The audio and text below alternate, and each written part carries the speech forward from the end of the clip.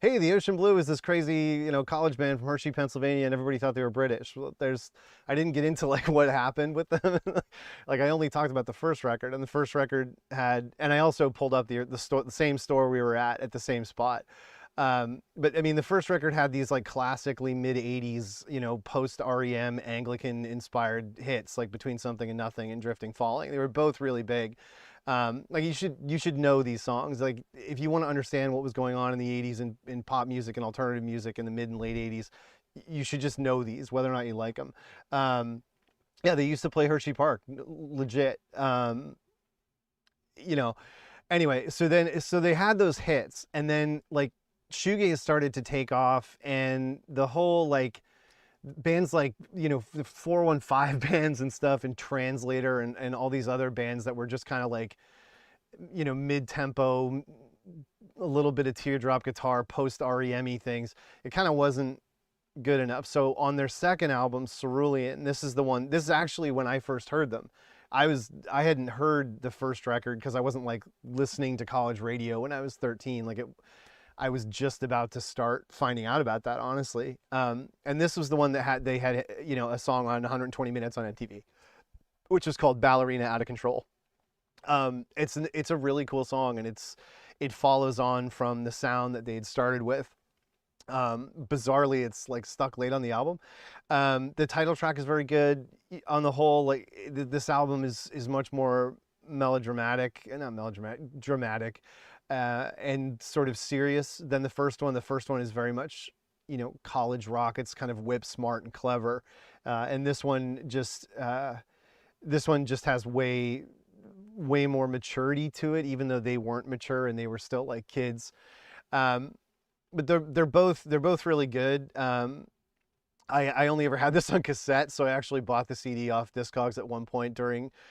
This was probably even before COVID, when I really started collecting, physical more. And the interesting thing is, so they totally like shit the bed. Like they did this third album that doesn't really sound, or look much like those enough. And then it got really sort of dumb, and they did super cheesy, mid-tempo-y kind of retro pop, not like Pizzicato 5 bad, not like 60s, Exotica bad, but it just, they whenever you're around actually did pretty well. But this record was a pretty substantial break with the sound they had started out with. And so these mid-period records, they kind of abandoned what they were to a minor degree. It's not night and day. It's not like they came out and they did, started using drum machines or something really dramatic. It's just these are significantly lesser, kind of mannered albums that don't really have the originality and the freshness of the first two. The thing is they returned to it. So they broke up for like 10, almost 10 years. And they came back after seeing Interpol and all these, bands, I mean, Stella Star, Interpol, you name it, all that stuff that started happening in the late 90s and early 2000s. They were kind of like, well, maybe we shouldn't have broken up. Maybe we should have stuck it out, because this sound absolutely had its minute. And look, like those bands were inspired by Joy Division and by, all the most obvious Echo and the Bunnymen stuff, and the English stuff that was canon and cool and is the stuff you find out about when you're learning about pop music as a kid. So the Ocean Blue never got cited. None of the American college rock bands. Nobody was even citing, the Feelies or anything, in that whole, Interpol, whatever period. It was all English stuff, and that continued, into the post-punk new wave. And it's, what's up, JR? Thanks for stopping by, dude. And it's so the band there's never been a good lane to talk about them. And there are some bands from this period and from the 80s that are mid-tempo, English influenced stuff that, look, they barely had a couple of good songs. Wire Train, I always mention Translator, 415, bands like that. There's tons of that everywhere. There's a band from Lawrence, Kansas that we were goofing on in the Discord I'm in, because when we had Vitreous Humor play at Skidmore, I actually wasn't involved in this, but because it was after I had left, I had graduated, because they were the Regrets then. When Vitreous Humor came and played, though, when we were talking about it prior to that, when they were still Vitreous Humor, they had mentioned this band, and from Lawrence, that was the same kind of thing. And it's every sort of college town had those bands, but the Ocean Blue was superior, like significantly superior to most of that mid-tempo American, English-influenced American rock. There was another band I mentioned in the third of the 3 Shoegaze videos, which I might re-upload. I found them. They're not high quality. I don't have the originals because it was 10 years ago and I couldn't even afford the storage space of like a 4 gig video. So they're like the crappy MP4s and they don't look great. I'm gonna see what I can do. But anyway, there was another band called Caterwaul that I talked about. I believe I got their, wherever I said they were from in the Shoegaze video was wrong, and I put a thing over it saying, no, I think it was Phoenix that they're from, and I said something. Anyway, there was this band Caterwaul. It was the same kind of scenario, right? They had a really kind of strong, angular, blasting female singer, not doing, you know, Susie per se, a little more personality, a little more original than that. The band wasn't very consistent, but they had good, you know, a couple of good little hits, and they had a really interesting video. And so that top tier of, you know, those bands that just weren't cracking it, weren't compelling enough, were, yeah, alternative, but it was still mid-tempo rock. So how, you know, how unique and incredible or whatever is this? Yeah, Joe, they had a video that was photocopies, and it was basically, it was a still motion video of photocopies of film images of the band, which was very original. They were all crinkled up. They got a lot of attention for that. The band Caterwaul I was just talking about. But that's the tier. Like O Positive is, you know, despite the fact that they also weren't, they kind of totally blew out and became major label casualties. But O Positive in the mid 80s in Boston is similarly, they were more than just college kids playing 4/4, you know, A, E, D, B, and you know, someone in a monotone, hi, my girlfriend. And I mean, half those bands were all like that. But this band was significantly better and over a very long stretch of time. And O Positive had a good run for a good 5 years, from the Only Breathing Cloud Factory beginnings up until the major label debut, Toy Boat. Which actually got them on MTV, because the major label was like, you could sound a lot like REM, and REM is huge, because this is right when Losing My Religion's happening. So anyway, actually it was right before Losing My Religion when O Positive got pressed to do Imagine That and songs that sounded like that whole, you know, The Church, REM, the big alternative acts before Nirvana. So anyway, Ocean Blue, you know, heard about Interpol. The funny thing is, as I recall, Interpol's manager went to Villanova, right? I think. And so he totally knew the Ocean Blue, and I'm wondering like if there was cross-pollination there. And anyway, certainly the Ocean Blue were aware of the bands like Interpol and Stella Star and all the stuff that was blown up around that time. And so they came back in 2004, and they did this EP called Waterworks, and it's quite good. I'm a fan. You know, they were way past any kind of sell-by date, but I've always just kind of stuck in with this band. I think they, you know, there's just not that many interesting bands, particularly when you're talking about indie rock. It's such a bland, samey genre where bands don't tend to distinguish themselves much, and I always felt that they did appreciably. Yeah, they had a bad faltering period there in the mid-90s. Who didn't, you know, in post-Nirvana land. The thing that really surprised me, though, was after that EP, which is very much going right back to their source sound that was obviously in the air, they really took another 10 years, and they came out with a full-length here called Ultramarine, and this is pretty solid. Like, you know, look, this is not going to blow anyone's socks off, but it's a good record. There's 4 or 5 really good, blurry, you know, typical, you know, sad boy, whatever. But like, no one heard this record. No one was like, Ocean Blue got back together. It's not like My Bloody Valentine reforming. It's not even like, you know, Swerve Driver touring. It's a band that just never, outside of that very specific late 80s college rock thing, they just never got rec from really anybody, because their sound wasn't extreme enough and they were based on harmony, you know, guitar leads and licks. So, you know, it's a band I wanted to highlight. I wanted to highlight them because I think they deserve to be re-celebrated, and they should be a band that you're checking out, you know. And of course, today with the Kraus shirt, this is one of one. Everybody's been talking about this article that Stereo Gun put out about the new Shoegaze canon, which two of the record label that I help run, Mutual Skies, two of our artists are featured in it, Bedlocked and Kraus from Texas. And I've been, friends with, associated, working with Will Kraus for a long time. And we all put out a CD, this CD called Eye Escapes, which is actually just demos. Unfortunately, like, people were so stoked and starved for Kraus material that some people were like, this doesn't sound that good. It's like, it says right on there, it's like an abandoned album of demos that there's just, I loved it. And it's kind of like a demo of the sounds that were on the really big record he had that the whole label and me had nothing to do with, which the song Bum has become enormous. It's like, it's been a TikTok meme. It's, it's getting, the listeners on Spotify are going nuts. That's all to do with Kraus, not to do with anything with us or the label. But we were really proud to put this out. It was the first thing we put out when we started the label. And then, View No Country is his label, which is mostly tape stuff. He had put out Sprawl, which did really well. It's an awesome tape. Like, if you go to View No Country on Bandcamp, Sprawl had this fantastic tape, and he put it out a couple different times. And then the guy or guys behind that started this new thing, Bedlocked, and I thought it was fantastic. Will had shared it with me before it was out. And I was like, well, we're doing this thing and we're really focused on CD. Like, CD's the thing. I miss CD. I'm totally CD gang. I think it's the best format. I mean, from a technical perspective, I don't think it's even a debate. It's silly that people are trying to justify fetish vanity vinyl as being, somehow superior and analog and all that warmth crap. It's nonsense.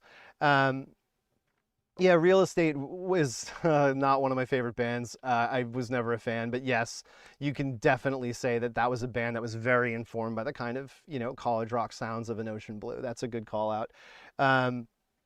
Which album was the abandoned one? So I don't want to get into speaking on behalf of one of our artists, okay? But like, when he was doing the album View No Country, which is the name of a Kraus album and also his label, there was a bunch of demos leading around that time that we were sharing and talking about, and I was really obsessed with them, and he wanted to go in a different way, and so they just kind of sat there, and I was like, let's just put it out. No one knows who we are.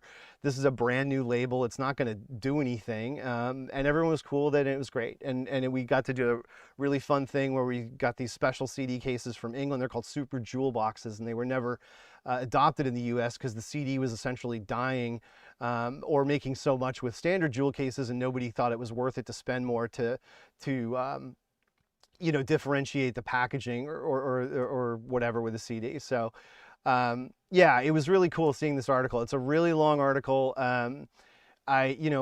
10 years ago, I had done some videos as shallow rewards about shoegaze that were relatively popular. A lot of people watched them. But I took that channel down and went offline in like 2016, but someone's re-uploaded them. They're out there on YouTube if you want to find them. Just shallow rewards, shoegaze. They're still out there.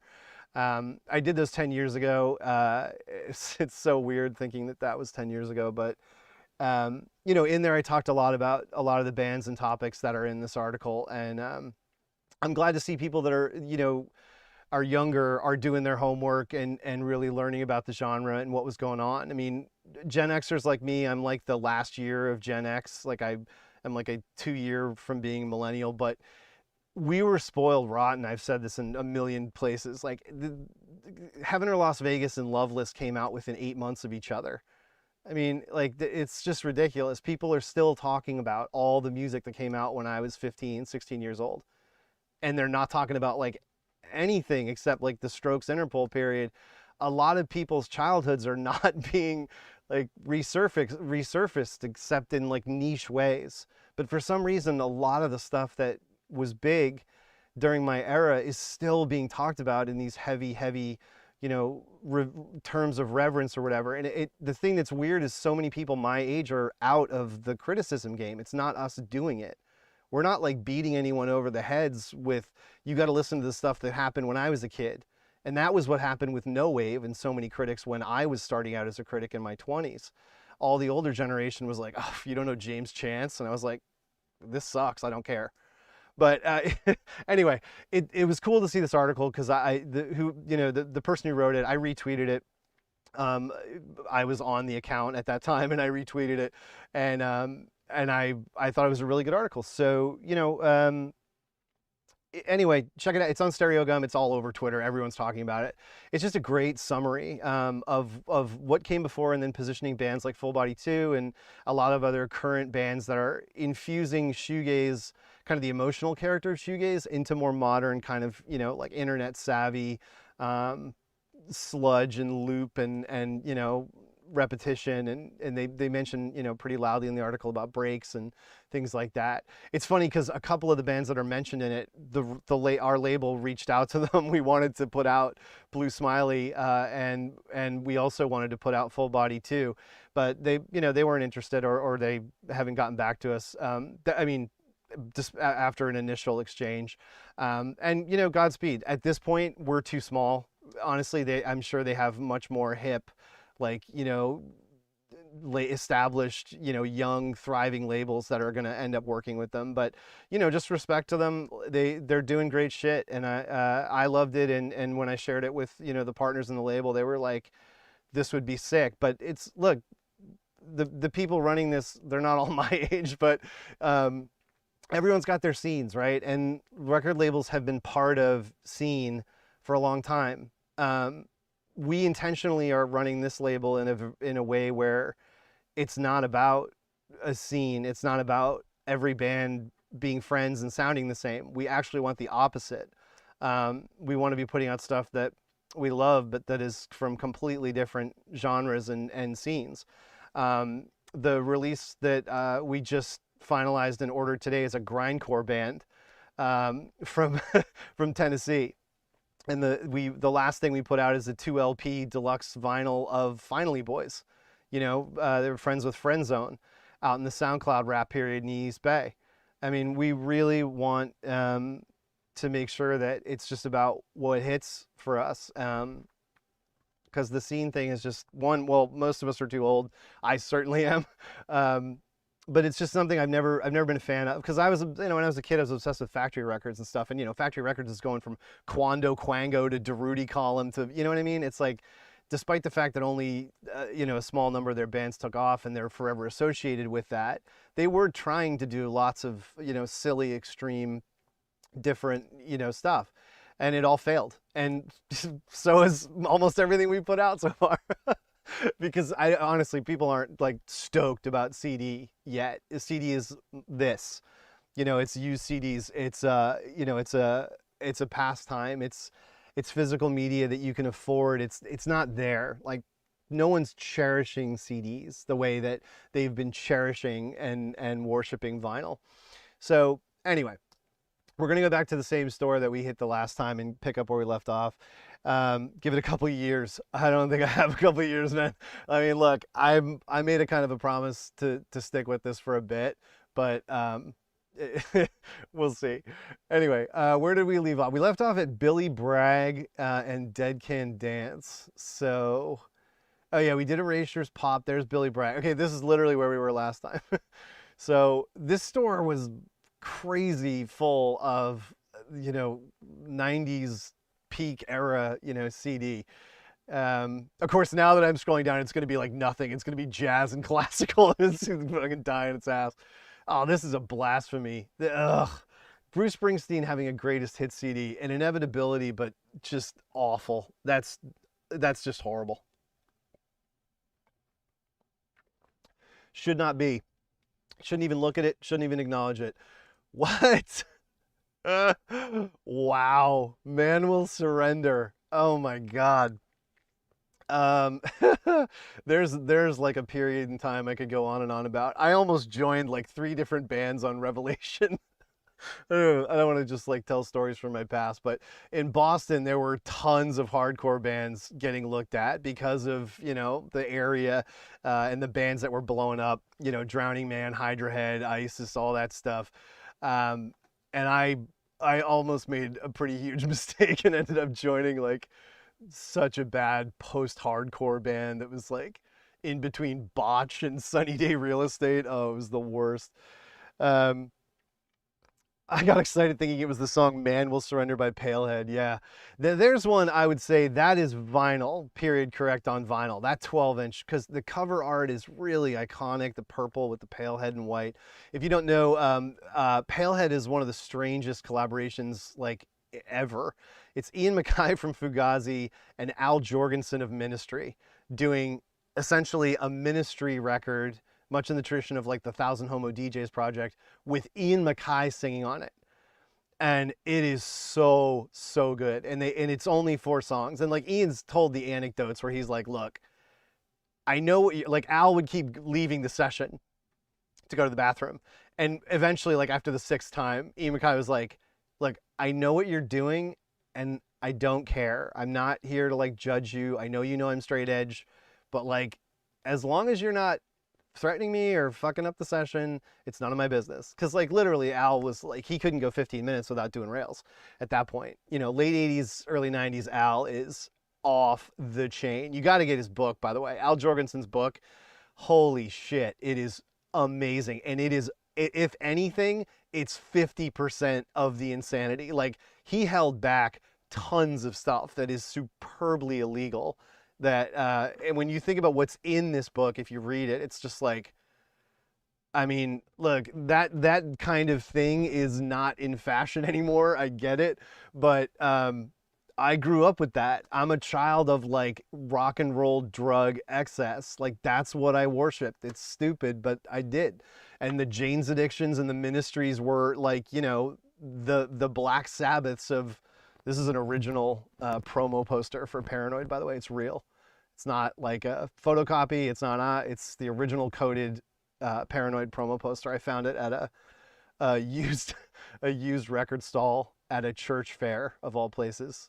Cherished object. Anyway, yeah. So Pailhead, you got to get that. In vinyl, it's worth it, I think, as an object. Did I watch the Wax Tracks doc? Yes, I did. I have it on Blu-ray. The story of getting out of a mugging because he was a bop man. Yeah, that's awesome. That's really good.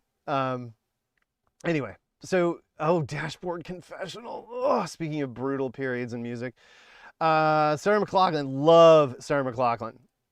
Absolutely love her. Unironically, all of it, man. This Possession, so good, so good. This album's a little bit much. Like it starts so good. Building Mystery, such a great song. Sweet Surrender, love it. I don't go for the Angel like big ballad stuff, but the one for me is Fumbling Toward Ecstasy. Man, this record's so good. And I mean, like 43 cents. These 2 records, Possession and the title track. So this title track, Fumbling Toward Ecstasy, is so beautiful. It's gonna get used in some streaming show as the finale or whatever if it hasn't already. It was used over the credits of an indie movie that came out in the late 90s about necrophilia. It was an indie movie like back in those wild IFC Sundance days. I can't remember what it's called. There was this indie movie about cursed romance or whatever. And it involves a girl who has a fetish for dead people. And anyway, the closing credits, they somehow synced or were able to license Fumbling Toward Ecstasy, which is this really cool drum machine kind of hollow thing. Molly Parker? I don't know. I learned Angel was about the Smashing Pumpkins keyboardist who OD'd. Yeah. I thought you were saying that was the actress that was in it. Anyway, I'm a fan of hers. I love the fact that she's been stuck on Network and is so paired with them.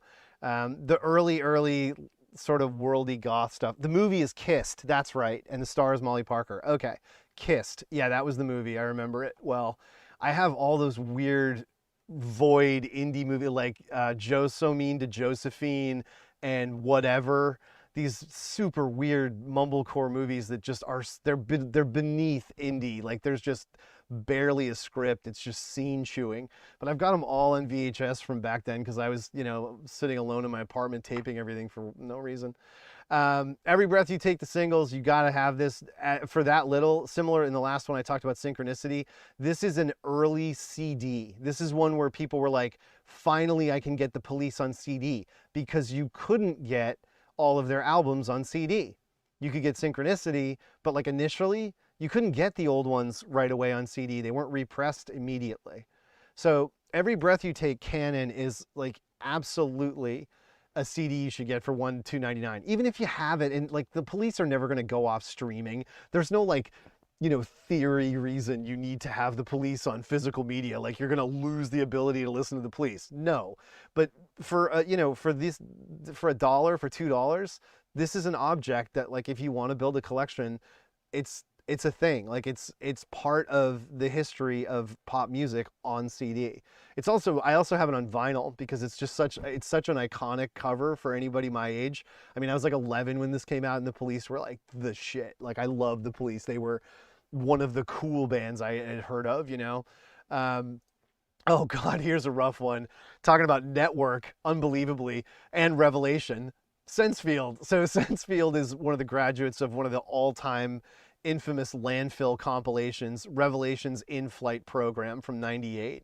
This thing is one of the most important in signature hardcore punk, whatever. Like it's such an amazing survey of that label and that label's kind of omnipotence in hardcore for most of the '90s.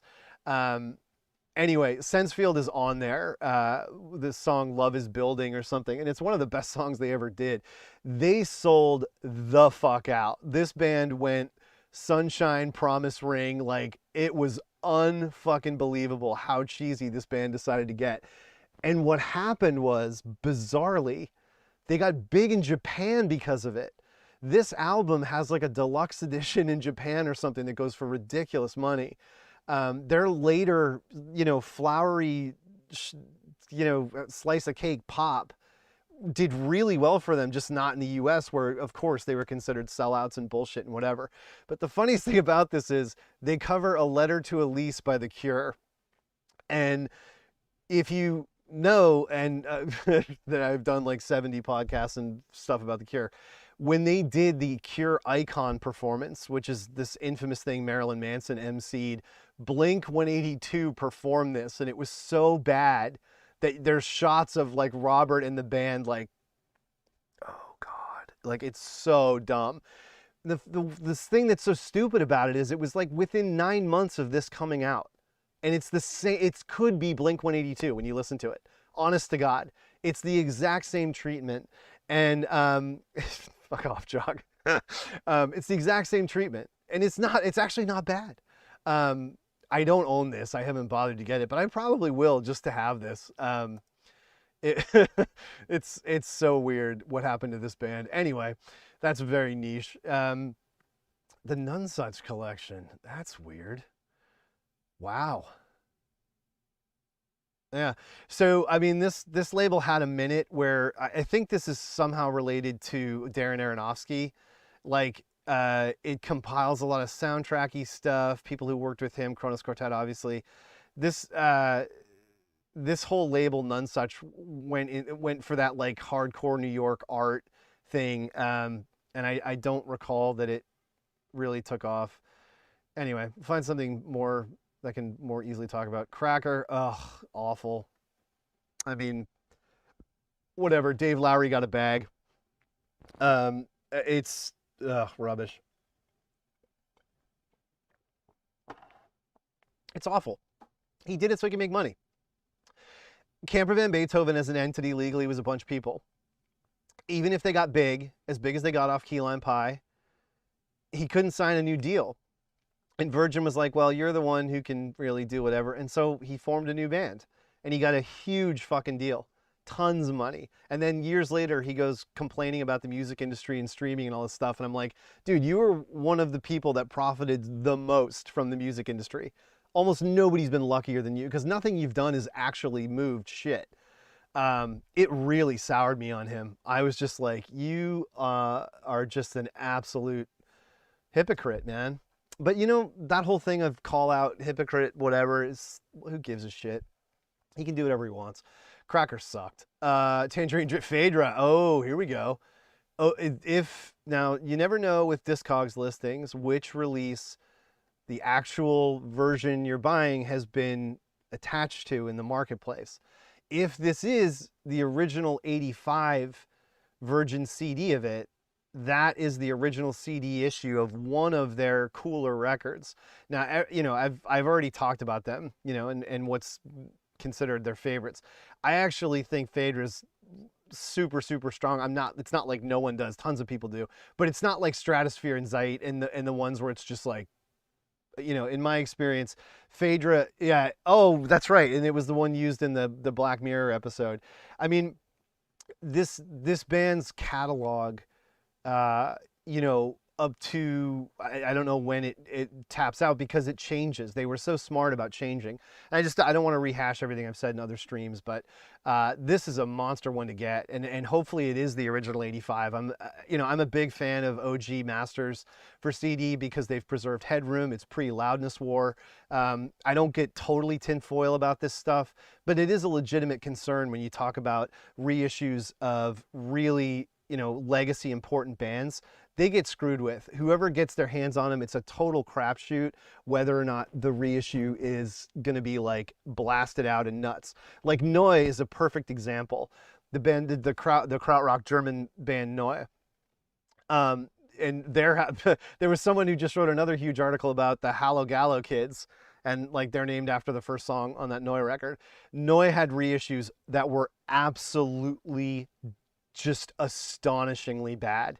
Like CDs that were recorded from the vinyl shit. Yeah, it was so bad. And that was right when I was trying to get into them because Cluster and Harmonium and Neu and Gyroscope Records was having this enormous revival in the mid-90s when I was working in college radio. And that was when I learned about all those bands. But even then, you could not get Neu records. They were like completely in legal limbo. And Can too, until the Can delay thing and Thurston Moore and everybody started, you know, giving them rec.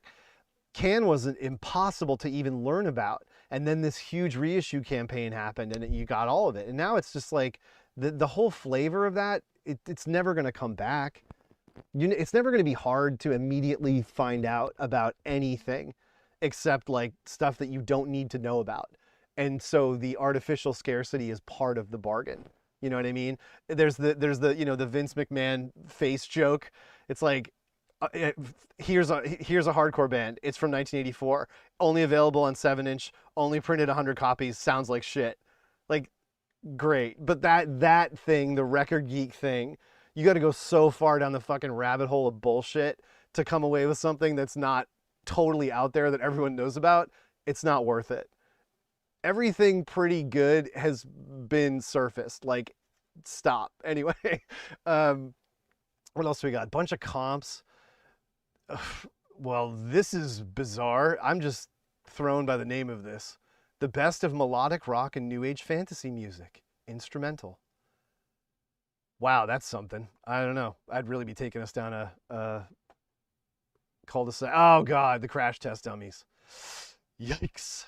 Okay, so Art of Noise, one of my favorite bands, one of the first cool bands I ever heard because they also functioned as novelty music when I was a kid. So, you know, Close to the Edit, Beatbox, all these songs, Moments in Love, I heard them when I was like 8. They were big because they were like goofy. The Peter Gunn theme, Paranoia, Max Headroom. Like, Art of Noise was a novelty Dr. Demento joke band on the surface, and that was totally intentional. Paul Morley and everybody that was involved and actually in this band, their whole gambit was like, they did Frankie Goes to Hollywood, they did Relax. And so their gambit was, you know, Ann Dudley's like a classical composer, and we're all the people who ran the Fairlight at what's his name studio, just Trevor Horn, the Yes 90125.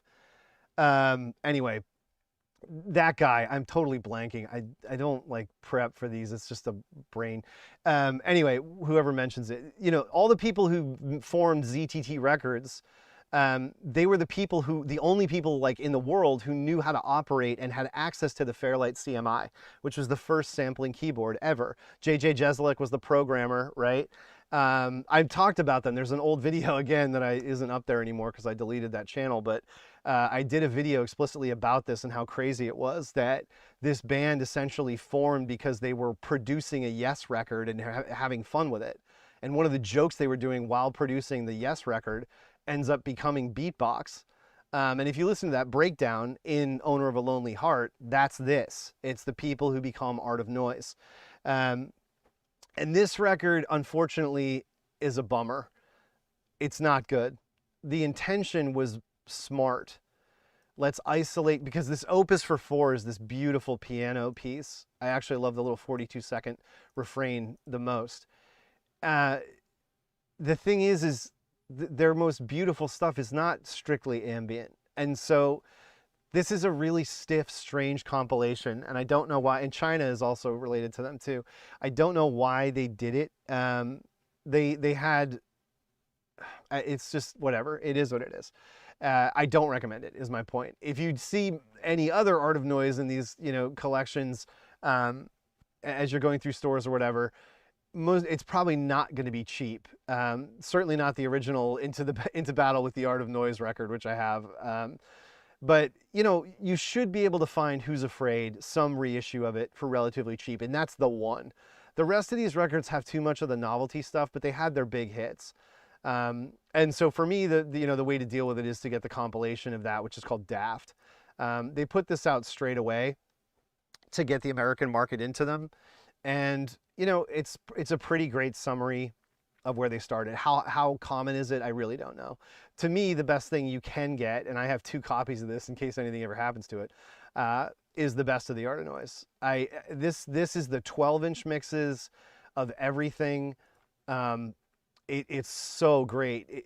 They're listing the single versions. I don't know why, because I have this. I've had it since it came out, and it's not the single versions. It's the 8-minute 12-inch versions of all of it, and it's so phenomenal. So if you find this, definitely you want to get the best of Art of Noise to start your journey with this band. I'm strictly an early Art of Noise person, plus Kiss. Like Kiss is their cover of Prince's Kiss with Tom Jones is the drum sound in that. I could listen to it and have listened to it for 24 hours straight. It's unfucking believable how much it spanks.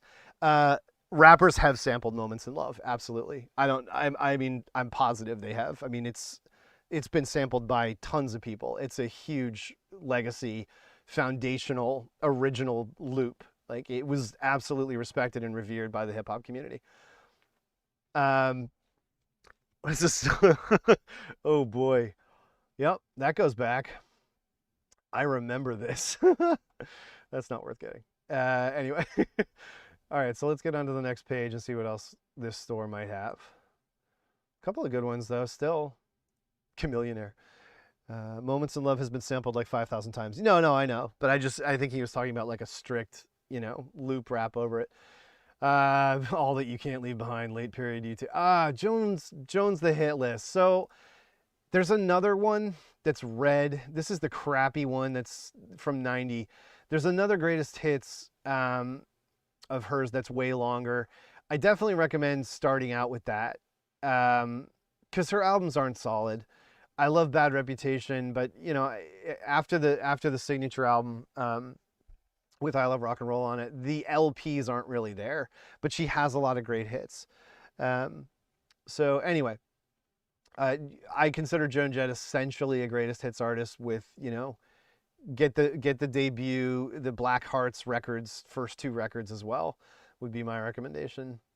She's got a good catalog though. The coolest thing about Joan Jett is she covered Lungfish's Friend to Friend in the End Time.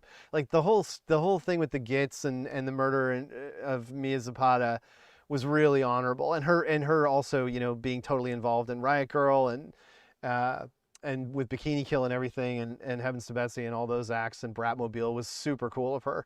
Like Kim Gordon, she really lent her reputation as the elder stateswoman to those bands and amplified their voice, and just huge respect for that. But bizarrely, she heard Lungfish from all of that stuff and being aware of Discord. Look, she produced the Germs. She's 360 rad as hell forever, always will be. But she started covering Friend to Friend in the End Time. She did a really good version of it. It never got officially released, I don't think, but it's out there on YouTube. And that's like an OG Lungfish record, Discord record. That album, Rainbows from Atoms, the one with the picture of like a field on the cover. God, we burned that down in college. The Hives, oh, that's some time. Yeah, the early 2000s, what a thing. Hate to say I told you so. I mean, this is just landfill jackass music. This is like Viva La Bam shit. I mean, I don't miss this at all. I have it. I paid 50 cents for it on an order because I was just like, why not? You know, because it was a thing. Like I've told you, I'll get things because they're things. But I mean, the funniest thing, Burning Heart was such a good hardcore label. I've said before, not in these streams, my favorite hardcore release ever was on Burning Heart Records by a band called Breach. It was an EP called Outlines. And it's just, it's perfect. I can't even describe to you how perfect it is. The drumming, the production is like right in that perfect, heavy, chubby, like just chugging hardcore. And if you can find this thing is so good front to back. Predict a Life, oh my God, the song bombs from orbit. I mean, and like almost all of this is great. And it's so weird because this band became really weird and pretentious and arty after this and fucked it up. But goddamn, they were on one for that record, Breach's Outlines. They also did Donuts. I mean, I'm not just gonna run through the whole, yeah, even by the next album, Friction in '95, Breach was like off the trail. But I mean, Burning Heart, apart from McLachlan, you know, Tony Hawkcore, they had massively legit, like Nordic hardcore shit. And they had, you know, they had Hives and, you know, I'm trying to find the other really infamous band of theirs. But they had the early Hives stuff, Main Offender. They rushed out a compilation of that shit right after Hate to Say I Told You So blew up that has like songs from Barely Legal, songs from that. And then, of course, the reason that, you know, Burning Heart printed money forever, well, one of the main reasons is Refused. New Noise has just never died. And this album was... It was the extent to which this album crossed over, and you would like go to people's apartments at a party and they'd have this, but they were like totally normie otherwise. Like they'd have Weezer and this and like Bjork. Like this shit crossed over in a way that almost no other hardcore did. It was fucking nuts. How many people heard New Noise and were just like, and had no curiosity, didn't explore hardcore. It didn't turn them on to other stuff. They were probably like people who were already listening to Deftones or whatever. And yeah, or Korn, exactly. I mean, yes, this band comes from a totally real like hardcore label environment, but look, the music they ended up making, like getting slicker and sounding more polished was a thing in the late 90s for hardcore bands. You hear it in Botch, you hear it in all the Hydra Head bands. You know, Drowning Man totally tried to sound super Def Leppard big because it was like, we're sick of it sounding like Bold and Burn and fucking Judge with, you know, Chunking can suck it. Like all of the stuff done in those New York studios with fucking shitty MIDI verb reverb and fucking fake room reflections. Like that's so of its time and I love it. But it was like hardcore never got any respect or was no money was spent on it. And I when I reviewed Drowning Man for Pitchfork for the EP, How They Light Cigarettes in Prison, my main comment was, holy shit, this album cover looks like a Cocteau Twins record. And it sounds phenomenal. And like, this is what people should be doing in hardcore, taking it seriously, making it more artistic. And like ISIS sort of nailed it with my favorite song is Celestial. You know, ISIS really from the early Signal period and Glisten in the Tower and all that stuff, they completely took hardcore. I mean, yes, they're also heavily post-rock and kind of like Mogwai sludge, but it was a big thing. And the Hives, while not a hardcore band at all, it's, you know, that's like rock and rolly, rockabilly, glam shit like Turbo, you know who. The whole idea of this stuff becoming polished and not apologizing for sounding good and like kicking that whole fucking, you know, we're indie, we can't have nice things shit out the fucking door was great. I was all for it. Found Erasure Pop for $1 at the thrift store today. Nice job. Way to go, Sam. I'm describing Envy. Yeah, I mean, Envy, I love Envy. The Envy Thursday split is one of my cherished possessions, man. Envy were fantastic. And yes, they were of exactly that mindset. Like, let's take this to that place. Although, look, some of the Envy stuff is probably a little bit influenced by Dream Theater. Let's be honest. What else do we got here? What do we got? We have about 15. There it is! God damn, I was talking about this in the last goddamn thing. Okay, this is the one you do not want. You do not want the 1990 version of World in Motion because all of these remixes suck. You want to get the 2002 reissue to get that B-side, such a good thing. Oh God, Eels. Oh, I can't, I'm just not, I'm gonna not go there. And I'm also not gonna go in space. The John Lennon collection. I mean, you know, the Beatles. I'm not going to talk about the Beatles. Daniel Lanois solo records. Feist the Reminder. Hyperborea. Interesting.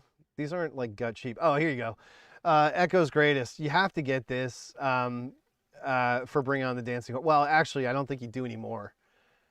No, I think the reissue only has the 12-inch mix of this. I think the single edit of this, this might be the only place still you can get it. Not sure, but you talk about records that you know, shaped kids in the late 80s like me. This is monster. This cover is so goddamn iconic. Like, my older sister had it. That's how I heard it.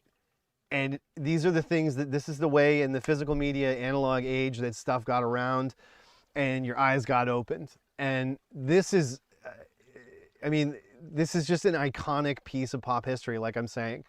I don't care if you have all their albums and you know, whatever, you don't like compilations.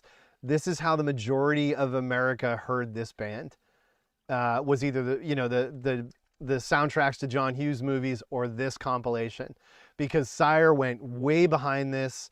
They were like, look, we don't sell albums over here in America so much, and we need to get singles comps out. He did it, you know, Seymour Stein did all this. He went over to England in '82, and he's like, I want everything you got.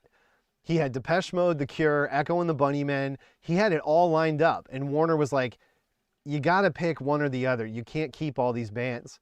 So what's the band he dropped? The Cure. And that's why The Cure signed to Elektra from 1985 on and only did Japanese Whispers in the Top with Sire. Because Seymour Stein, and it's like his biggest regret. If you read his book, Seymour Stein's book about his career, which is amazing.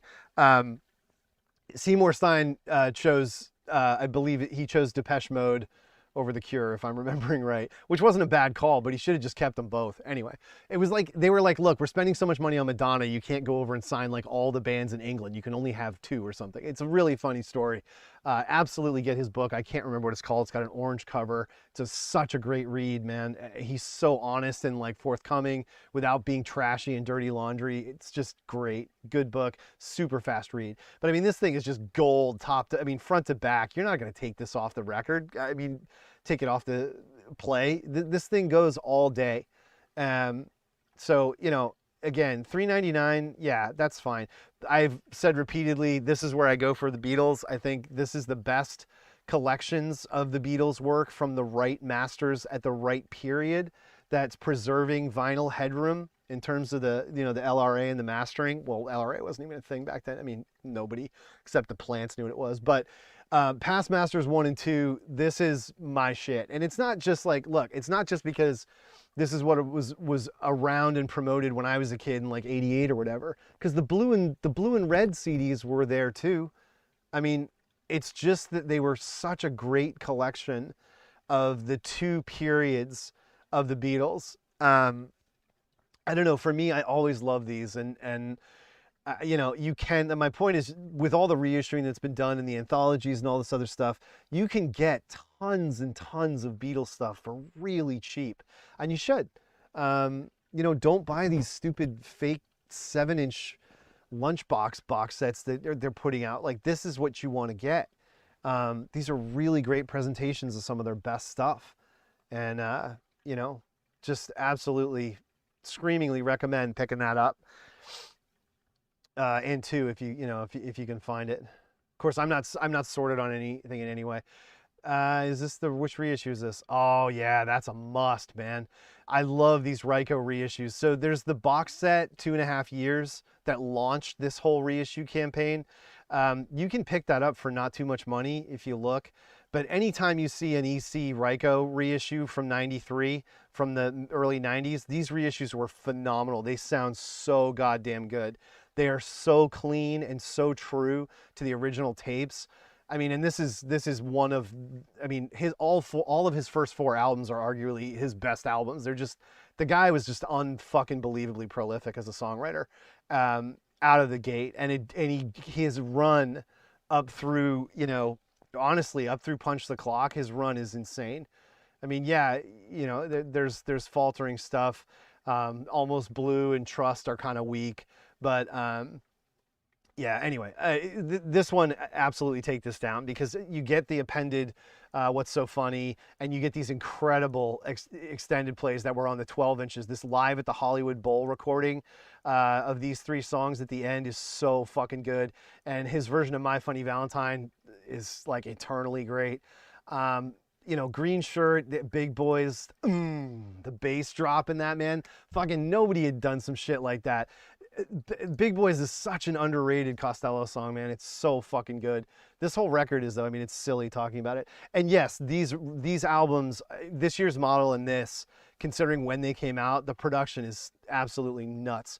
I mean, no one was doing drums like that. I mean, yes, on the other side, you have XTC with drums and wires and the whole, gate and whatever. But yeah, Beyond Belief is Live at Hollywood High. I said the Hollywood Bowl because I was talking about the Beatles. Live at Hollywood High is that legendary Elvis Costello show. That was reissued, I think, in its own deluxe presentation, because it was such a legendary bootleg of such a great performance and such a well-recorded performance.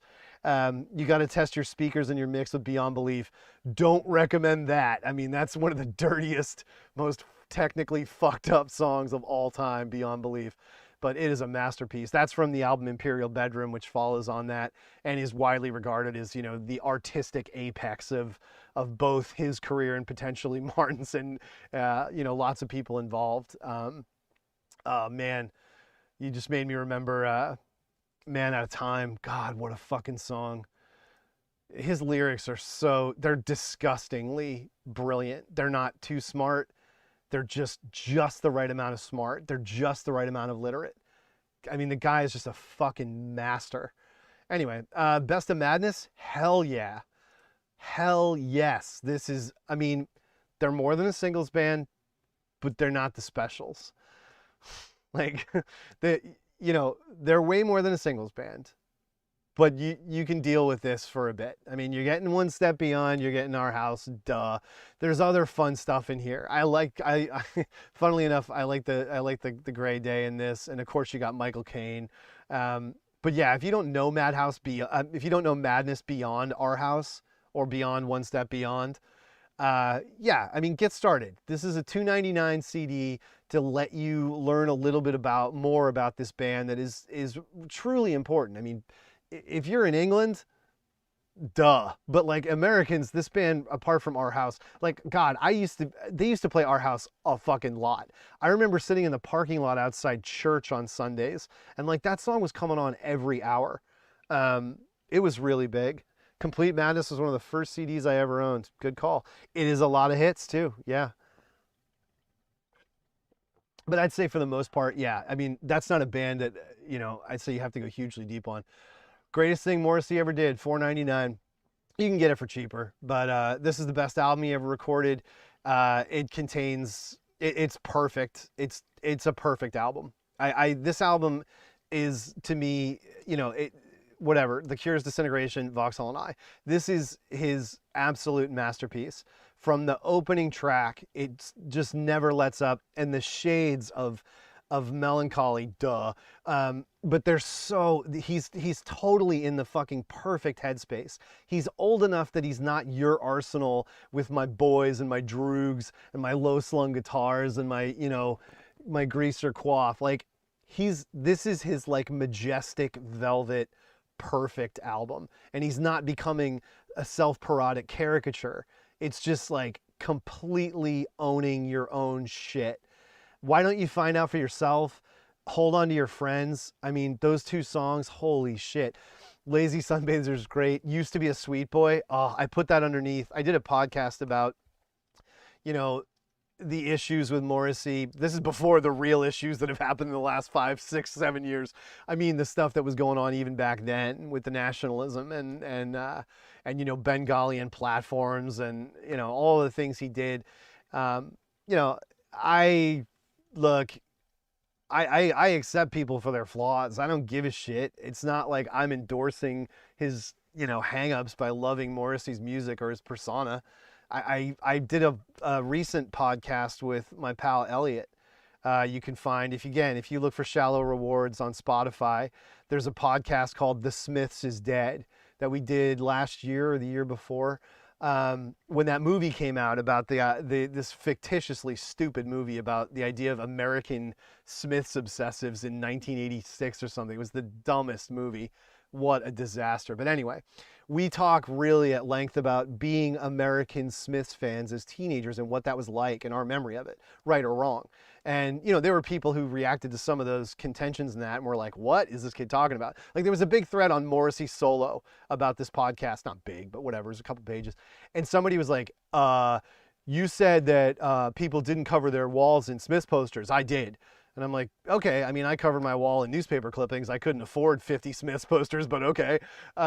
It's just like, this band was so uniquely English, and not just English Mancunian, and not just Mancunian, kitchen sink, you know, this bedroom archetype, very cut from similar cloth to Ian Curtis in so many ways. And, you know, it really, to me, it all comes home on this record. This is it. This record is Morrissey to me. Much as I love his pop star booming ascension from Viva Hate through to the flawless Bon Drag compilation, that music is probably better than this. Bon Drag is not strictly a compilation. It's non-album singles altogether. And it's his best work as pop craft. But this emotionally, also just the sonics of it, is just unbelievably beautiful. I can't recommend it enough.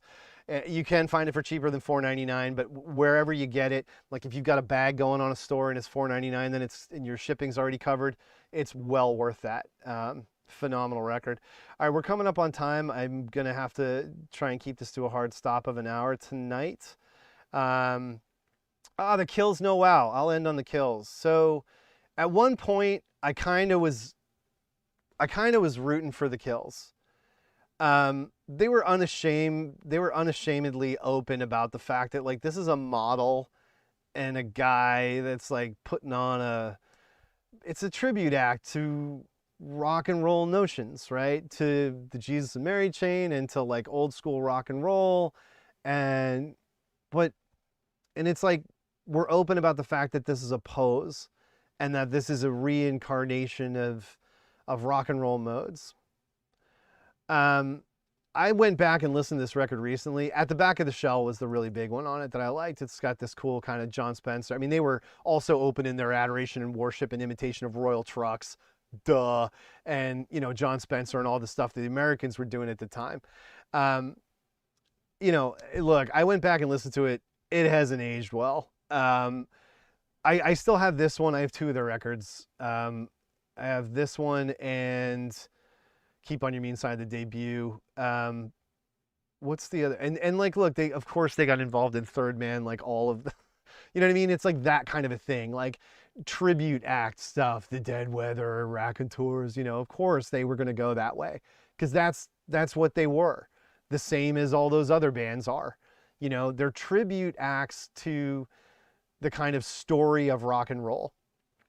You may not need that. I don't think that this is a band or a concept or a project that is one I would say like you need to have. But like if you're as deep or becoming as deep into like a lifetime of rock and roll imagery and music obsession as I am, I think it's interesting. It was an interesting idea. It was fully formed, maybe not fully, but it's a plus posit. And for $2.99, I would get it.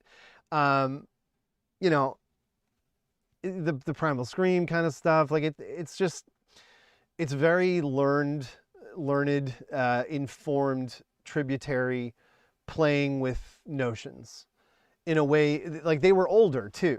Like it's not like they're Brian Jonestown Massacre and like Anton's like, you know, I'm the next coming of whatever with my fuzzy hat in the desert, like, and I'm doing meth and speed and I got real amphetamines and like I'm talking about how I have glass amphetamine capsules from the Nazis. Like his trip is the trip of like trying to make it real. They never pretended it was real. It was always, you know, an element of fashion, both in the music and in the actual fashions. And I mean, look, it sits with me fine. I don't think they were a band that like was ever gonna achieve, you know, enormous individual reputation. They just became part of the fabric of knowing, performing with it musicians. And you know, again, that's why you end up on third, man. They're important if only to cite how many bands were not discussed in Meet Me in the Bathroom. That's not a bad point, but they're not really anything much to do with that scene. I mean, you know, look, Nick Yaz can definitely be like, what are you doing with my shit? You know, I mean, look, they were late to this whole thing, really. They were instamatic trying to hop on something they saw happening, honestly. But, you know, fine. There's worse shit you could have done with your time. And there's worse music you could have made. So for me, I'd say those first two Kills albums for $2.99, if you see them, yeah, check them out. I mean, you know, this one, they're still with Domino. There's some funny shit on this. There's some good stuff. This first one is just like, it's got more of that Royal Trucks, you know, obsession or whatever. Guarantee they'll, yeah, exactly. No, I mean, that's the thing. I mean, you know, look, Allison was, you know, whatever. It's it's a band that did something interesting and could have been so much shittier and so much less genuine than they were. They were relatively honest about things. They weren't pretending they were kids. They weren't pretending they didn't have connections and they didn't look great and know the right people. And I think there's an element of respectability to that. I've talked a million times about, to me, it's not about like, oh, you're a rich kid. It's like, I don't care if you're doing good shit and you're not making DIY and underground a point of trying to market yourself, because then you're just not being yourself. You're being dishonest and you're trying to appeal to an image that you want to inhabit that you can't, because you've never had to struggle in your life, or your parents are still paying your rent, or they're paying half your rent. I mean, there's nothing wrong with that. Like, people who are afraid of people finding out about their privilege are just so embarrassing. Like, you got to get over that shit. Like, it's really unhealthy. But, you know, at the same time, you don't shove it in anyone's face that you're rich. It's, you know, you just have to be comfortable and at home with who you are. And that to me is where I think the Kills were fine. And they did some good shit. I mean, they were just there for a minute. When they came back with the Third Man period, I've not paid attention to any of that. It's really just about those first two records. But yeah, $2.99, $3.99 if you see them when you're grabbing a bag, I'd say take it. Anyway, they could have been the Ting Tings. There you go. Anyway, thanks for coming out again for the stream. We're going to keep doing it until it becomes pointless or whatever, but we'll see you Sunday at 2 p.m. Eastern Standard. Good night.